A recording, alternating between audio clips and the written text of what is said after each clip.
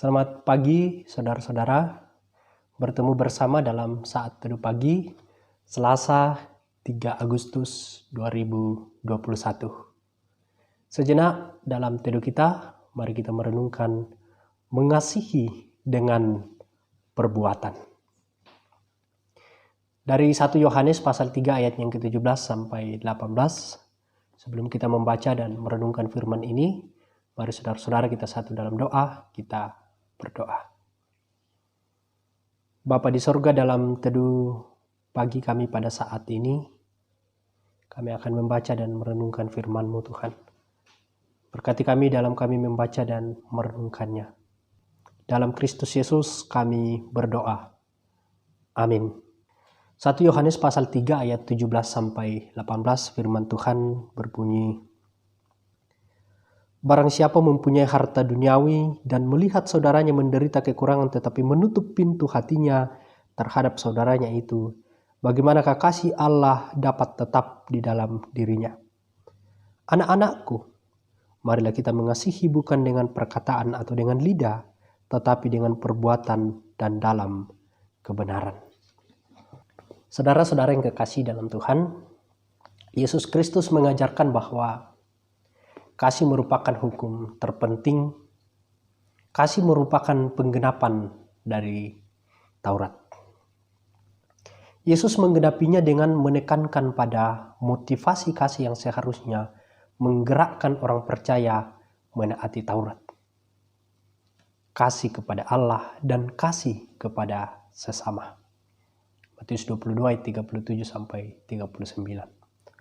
Salah satu bentuk ekspresi kasih kita kepada sesama adalah kepedulian kepada orang lain, khususnya yang sedang mengalami kesulitan. Kepedulian kepada orang lain tidak cukup dinyatakan dengan serangkaian kalimat penghiburan. Walau itu perlu, kepedulian mesti diwujudkan dengan uluran tangan pertolongan kepada orang lain yang memerlukannya. Untuk bisa melakukan pertolongan kepada orang lain, diperlukan hati yang murah hati. Karena dari hatilah terpancar segala kehidupan. Saudara-saudaraku, kemurahan hati adalah hasrat untuk menolong orang lain yang memerlukan sebuah pertolongan, yang digerakkan oleh belas kasihan. Kemurahan hati adalah sebuah keinginan dari hati yang mau kemudian berbagi dengan orang lain yang sedang mengalami kesulitan. Menaruh hati merupakan ekspresi dari sebuah hati yang mengasihi. Kalau Lukas 6 ayat 36 mengatakan bahwa hendaklah kamu murah hati sama seperti Bapamu murah hati. Murah hati berarti suka memberi kepada orang lain. Allah selalu suka memberi kepada kita. Segala sesuatu yang kita miliki adalah pemberian Allah yang murah hati. Jika Allah begitu bermurah hati kepada kita, seharusnya kita pun bermurah hati kepada orang lain. Karena Allah telah mendemonstrasikan kepada kita terlebih dahulu tentang kemurahannya.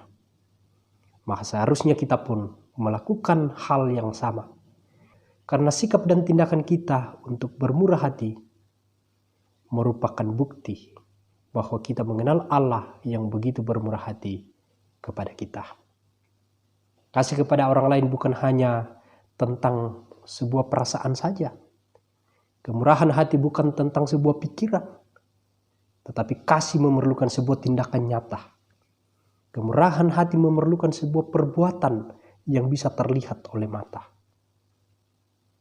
Saudara-saudaraku, menyisihkan sebagian daripada sebuah penghasilan kita untuk diberikan kepada orang lain merupakan sebuah ekspresi dari kasih kita kepada sesama. Memberikan sebagian dari sebuah penghasilan kita kepada orang lain yang memerlukan pertolongan merupakan wujud dari kasih kita kepada orang lain.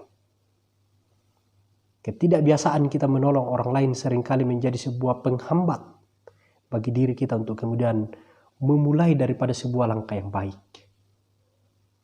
Ketidakbiasaan kita menyisihkan sebagian dari penghasilan kita untuk diberikan kepada orang lain memerlukan uluran tangan kita.